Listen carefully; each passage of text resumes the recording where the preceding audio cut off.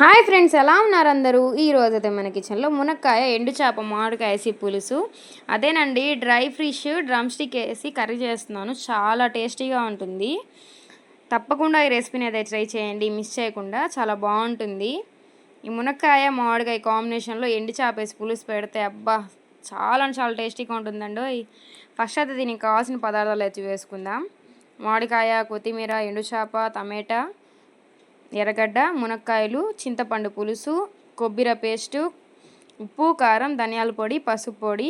First అయితే ఒక stove on చేసుకొని వెజల్ పెట్టుకోవాలి. వెజల్ పెట్టుకున్న తర్వాత 2 టేబుల్ స్పూన్స్ ఆయిల్ అయితే వేసుకొని ఈ ఎండు చేపను అయితే ఫ్రై చేసి పెట్టుకోవాలండి. ఇలా ఫ్రై చేసి వేస్తే చిదుర కాకుండా ఉంటుంది కర్రీలో. ఫ్రై అయిన తర్వాత అదే ఆయిల్లో మనం కట్ చేసి పెట్టుకున్న ఆనియన్ అయితే వేసుకొని కొంచెం గోల్డెన్ బ్రౌన్ కలర్ వచ్చే వరకు అయితే ఫ్రై చేసుకోవాలి.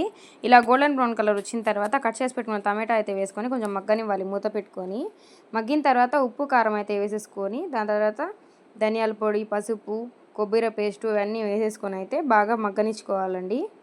దాని తర్వాత మునక్కాయ ముక్కలు, మామిడికాయ ముక్కలు అయితే వేసేసుకోవాలి.